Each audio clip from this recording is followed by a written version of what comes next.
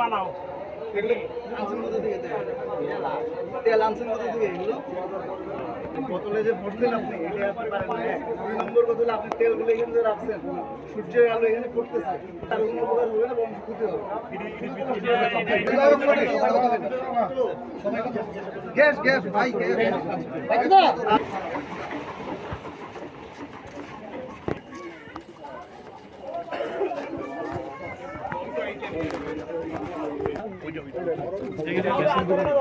আমরা 50 টাকা ধরলে আমরা 1900 টাকা আমরা রেট দিই 20 টাকা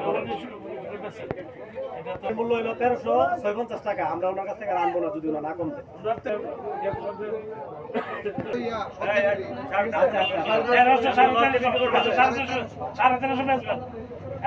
রমজান পবিত্র রমজান উপলক্ষে দ্রব্যমূল্য নিয়ন্ত্রণে আজ মাননীয় সংসদ সদস্য সহ জেলা প্রশাসক নির্দেশনা দেওয়া হয় এবং সকলকে মূল্য তালিকা রাখার নির্দেশনা দেওয়া হয়। এছাড়া অনিয়ম পাওয়ায় একটি দোকানকে 1000 টাকা জরিমানা করা হয়েছে। জনস্বার্থে আমাদের এই অভিযান অব্যাহত থাকে। রাখার জন্য আমি আজকে আমার এই নবীনগর বাজার পরিদর্শন করেছি। আমি পরিদর্শন করে আমাদের যে ব্যবসায়ী সকলকে নির্দেশনা দিয়েছি যাতে তাদের দ্রব্যমূল্য ঠিক রাখে এবং প্রত্যেকটা দোকানের সামনে মূল্য তালিকা ঝুলিয়ে রাখে এবং আমরা তাদেরকে কিছু জরিমানা করা হয়েছে এবং তাদেরকে কড়া নির্দেশ দেওয়া হয়েছে কোনো অবস্থাতে যেন দ্রব্যমূল্য বৃদ্ধি করে মানুষের হয়রানি না করে। সেজন্য আমার সাথে আমাদের অ্যাসিলিয়ান সাহেব ছিল এবং অন্যান্য আমাদের নেতৃবৃন্দ ছিল। আমরা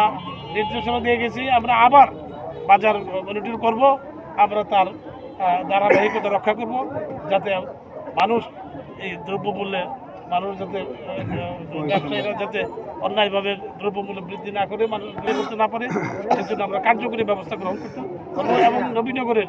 প্রত্যেকটা বাজারে নির্দেশনা দেওয়া হয়েছে যাতে প্রত্যেকে যেন দোকানের সামনে মূল্য তালিকা রাখে এবং এবং যাতে নির্ধারিত মূল্য অধিক কোনো মূল্য না রাখে এই ব্যাপারে নির্দেশনা দেওয়া হয়েছে। এবং নবীনগর উপজেলার যতগুলি বাজার আছে যতগুলি ব্যবসায়ী প্রতিষ্ঠান সব জায়গায় আমাদের নির্দেশনা দেওয়া হয়েছে যে রমজান মাসে যাতে দ্রব্যমূল্য স্থিতিশীল। তারপরে আপনাদের সাথে আবার আলাদা একটা চিন্তা ভাবনা আছে নবীনগরকে কীভাবে যানজট করা যায় সে ব্যাপারে আমি চিন্তা ভাবনা করছি। আমি ইতিমধ্যেই কিছু আলাপ আলোচনা করছি এবং সবাইকে নিয়ে নবীনগরের ব্যবসায়ী নবীনগরের সমাজের বিভিন্ন স্তরের নেতৃবৃন্দ এবং আমাদের রাজনৈতিক নেতৃবৃন্দ ও প্রশাসনের লোকদেরকে নিয়ে এবং ইউনিয়ন পরিষদ চেয়ারম্যান মেম্বার যাদের আছে এদের পরে আমরা তাদেরকে নিয়ে বসে নবীনগর কীভাবে যানজট মুক্ত করা যায় ব্যবসা সহ বাজার সহ আমাদের রাস্তাঘাট যেভাবে যানজটের সৃষ্টি হয়েছে সেগুলি যাতে রোধ করা যায় সে ব্যাপারে কার্যকরী ব্যবস্থা আমরা গ্রহণ করব।